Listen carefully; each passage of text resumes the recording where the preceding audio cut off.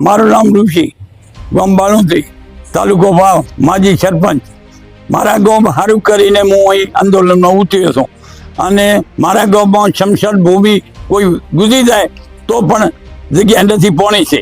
જો મારા ગામની અંદર શિક્ષણ છોકરા ભણી શકતો નથી, પૂર્વેમાંથી છોકરાઓ નથી આવી શકતા, પશ્ચિમમાં છે એ પણ નથી આવી શકતા. હવે એ છોકરાનું પહેલું તો મારો ગામનો પડતર છોકરાનું બગડે છે અને અમારા ગામના ઠોર ઢોંઘર 21 દાડા છે. જે જગ્યા છે એને બોતલ છે, એમને બોતલ છે અને કોઈ દવાખાને મોડું થાય તો દવાખાને પણ નથી જઈ શકે એમ, સાધન કોઈ આવી શકે એમ નથી. અમારો સાધન બારી નથી જઈ શકે એમ.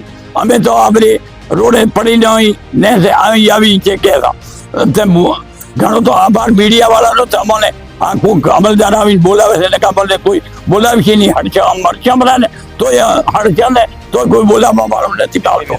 અને મારે બીપીની તકલીફ છે, ડાયાબિટીસ છે, બધું છે. જો હું અહીં સોંપડો તો મને ભગવાન લઈ જાય તો જાવું છે. ટકા પાણી મારા ગામનું ના કે એટલી ઘડી મારા ગામનું પાણી આરામ છે. મારે રાત્રિ દરમિયાન મામલતદાર કચેરીમાં ગરબા રમ્યા, શું કઈ રીતના શું દુઃખ ના રમતો? આ મૂછના નથી રમ્યા, દુઃખ ના રમ્યા. ગામનો મારા ગામનો છોકરા મરે છે. મારા ગામમાં કોઈ દુઃખી થાય, કોઈ મરી જાય, કોઈ કરે તો શું કોણ જવાબદારી છે? કોઈ સાંભળતું નથી.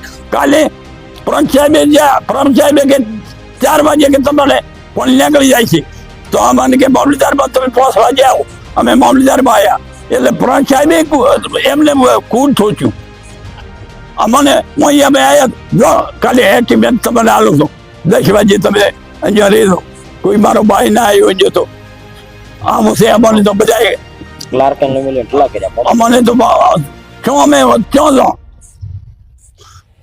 આ તો હજી એમાં પહેલું છે. જો પાણી મારા ગામમાંથી નીકળે એટલી ઘડી હું અહીં ગરબા રમવા લઉં છું. છેલ્લી દિવસે જ્યારે પાણી નીકળ્યું કે હવે નીકળ્યું છે એનાથી મૂકી દેવાનું, નકાવ લેવાનું. હું આ બેલવાનો નથી.